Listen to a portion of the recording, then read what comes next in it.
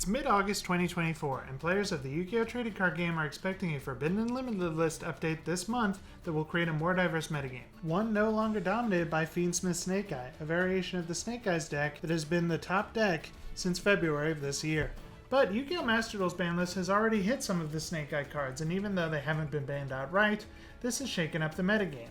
Which got me thinking, what other differences in Master Duel's Forbidden and Limited list should TCG players keep in mind when they boot up the game? Here's my top 5. And yes, Maxx C is the most obvious one, but that card has been talked about enough. It should be banned! So let's get into the list. Alright, so the first card up is Reasoning. Having 3 copies of this is great for decks that want to mill spell cards, trap cards, and monsters that can't be normal summoned or set. So the 2 major beneficiaries of this that I've seen is the Paleozoic decks that use trap card monsters, and Infernoid decks which want to mill a lot of those monsters that can't be normal summoned or set. I'd like to see how Reasoning does when the new Infernoid cards are released in Master Duel. Hopefully by that point the Snake Eyes engine will be hit enough that people will be looking to a card like Reasoning to get out their Infernoid monsters instead. That can be pretty powerful because Infernoid Decatron can send an Infernoid from the deck to the graveyard and take on its effect, 2 of those being quick effect negates, 1 for monsters and 1 for spell and trap cards.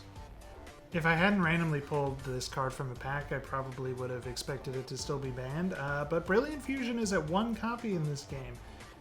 It does not lock you out of other summonings like Branded Fusion does, nor does it require an empty field like Ostinato does. This card can send pretty generic material for a Gem Knight monster from your deck. My main explanation for why I've never seen this card on ladder outside of a dedicated Gem Knight deck is that players are really trying not to play Garnets anymore, and no matter what Gem Knight monster you include, it's effectively going to be a Garnet in most decks.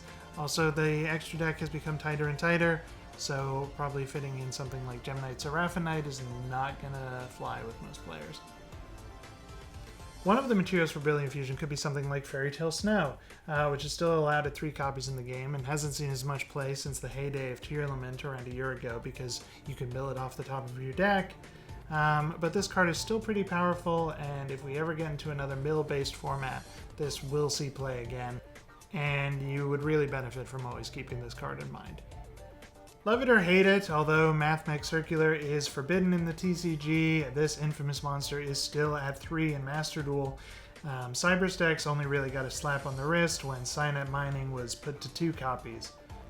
Mathmech Circular is decent in the current format. There aren't very many people playing Bestials that counter it. I have a feeling though that if this deck does well at something like the World Championship, that Mathmech Circular could see another hit.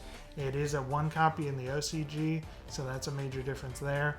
Cyber decks can really benefit from using this card. It's essential to that strategy, and on the high end they can be doing something like putting up a couple of Firewall Dragons, which includes multiple bounces and other interruptions.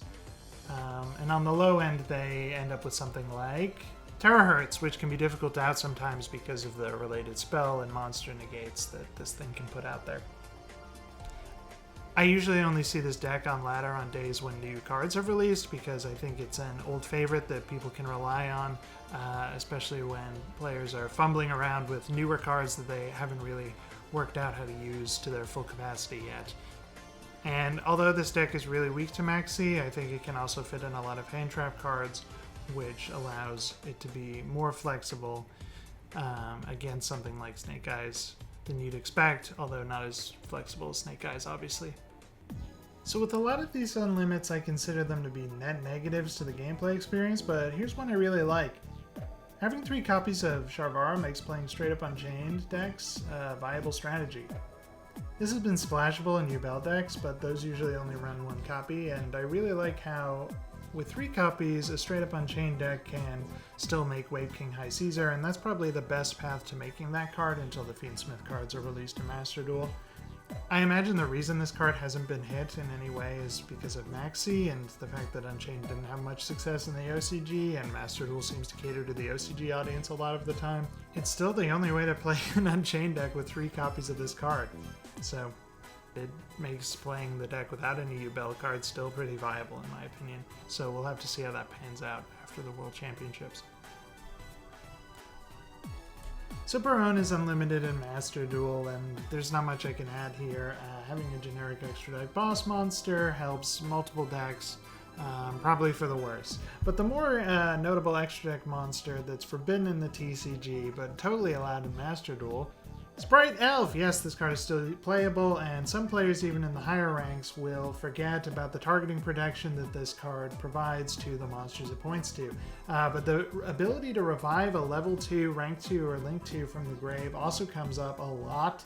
The worst incidental interaction with that being that if your opponent tried to use Called by the Grave to negate your Maxx C in the main phase, you could dodge it by removing it from the graveyard with your Spright Elf. I haven't seen that particular Spright Elf interaction, luckily, recently.